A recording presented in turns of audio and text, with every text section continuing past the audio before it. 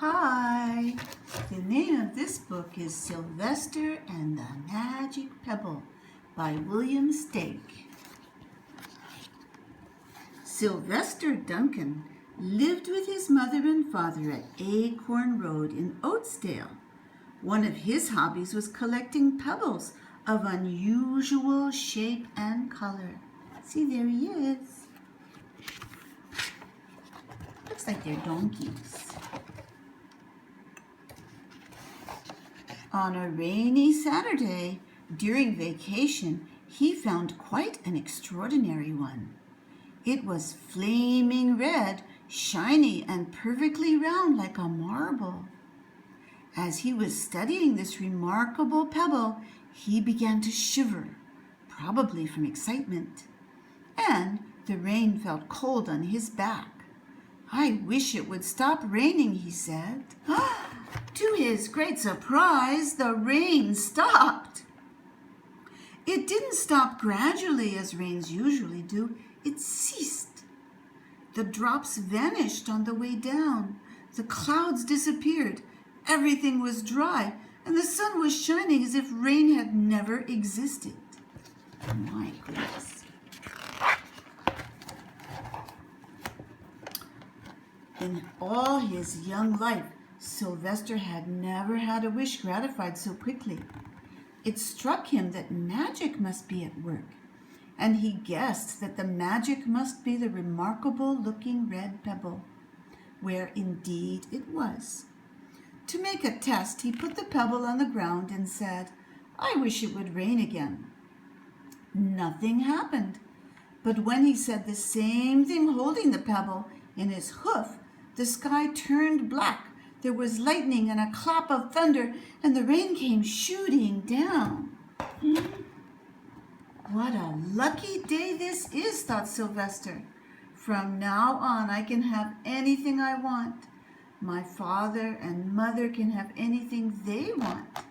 My relatives, my friends, and anybody at all can have everything anybody wants. He wished the sunshine back in the sky, and he wished a wart on his left hind fetlock would disappear, and it did. And he started home, eager to amaze his father and mother with his magic pebble. He could hardly wait to see their faces. Maybe they wouldn't even believe him at first. As he was crossing Strawberry Hill, thinking of some many things he could wish for, he was startled to see a mean, hungry lion looking right at him from behind some tall grass. He was frightened. If he hadn't been so frightened, he could have made the lion disappear, or he could have wished himself safe at home with his father and his mother. He could have wished the lion would turn into a butterfly or a daisy or a gnat. He could have wished many things, but he panicked, and he couldn't think carefully. "I wish I were a rock," he said, and he became a rock. The lion came bounding over, sniffed the rock 100 times, walking around and around it, and went away confused, perplexed, puzzled, and bewildered. "I saw that little donkey as clear as day. Maybe I'm going crazy," he muttered.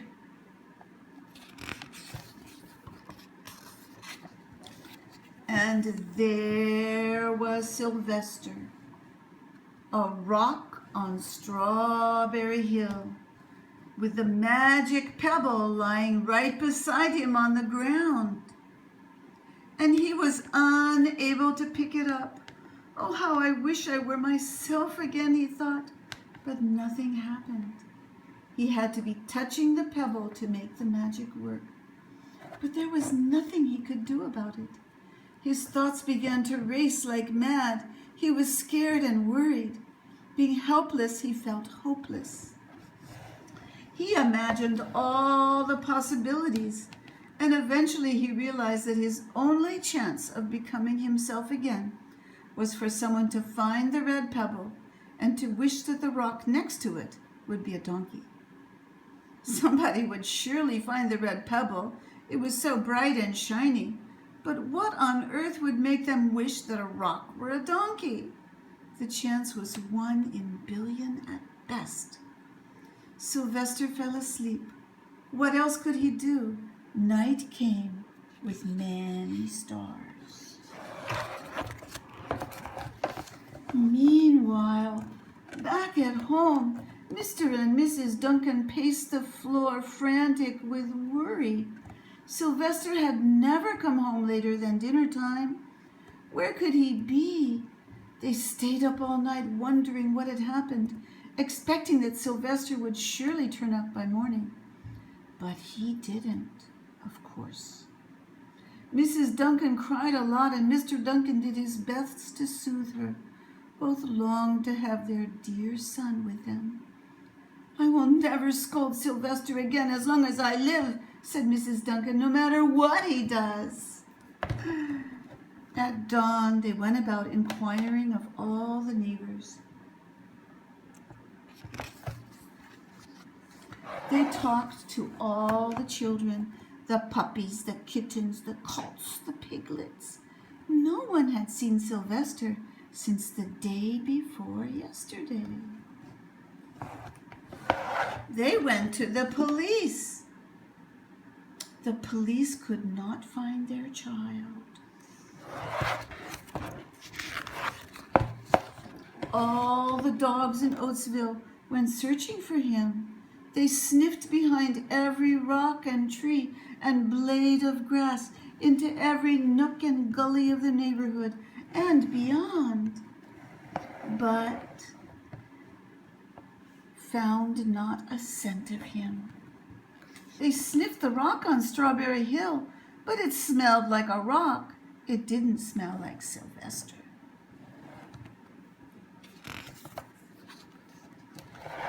After a month of searching the same places over and over again and inquiring of the same animals over and over again, Mr. and Mrs. Duncan no longer knew what to do.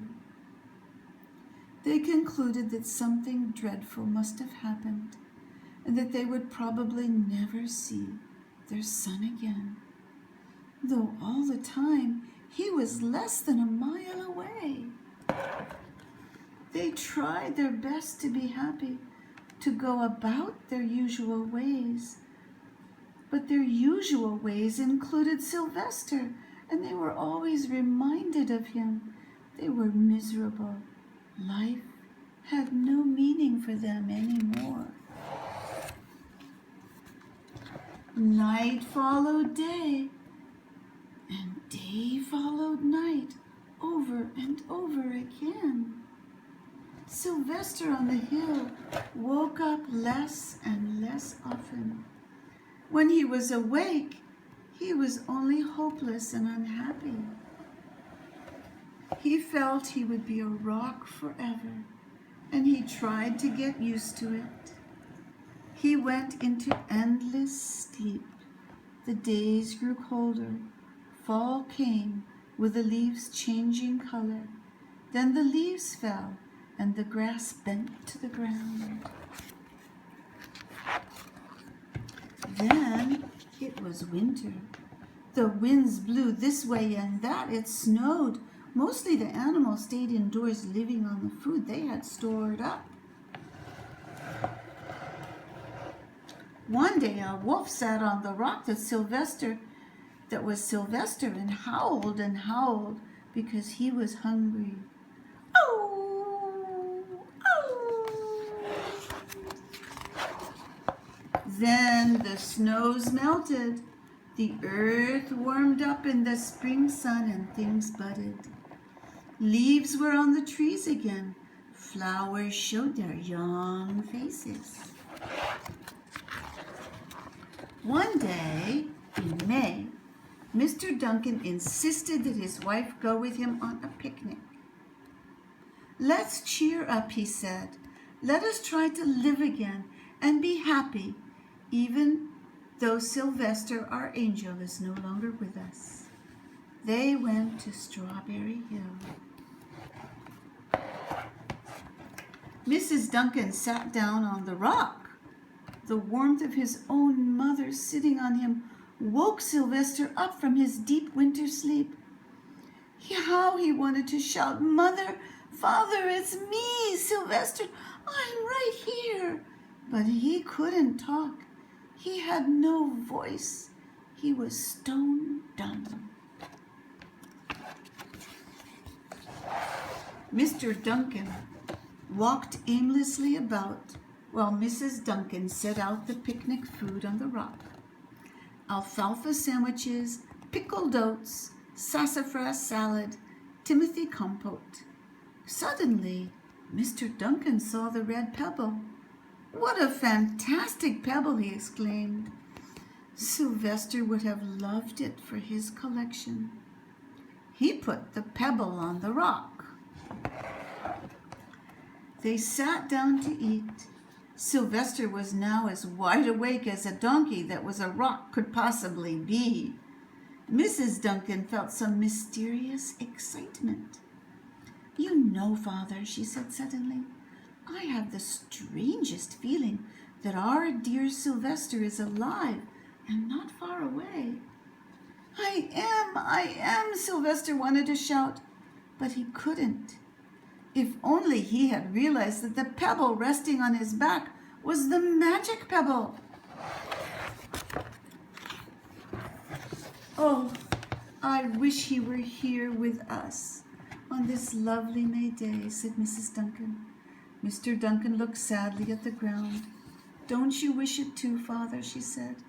He looked at her as if to say, "How can you ask such a question?" Mr. and Mrs. Duncan looked at each other with great sorrow.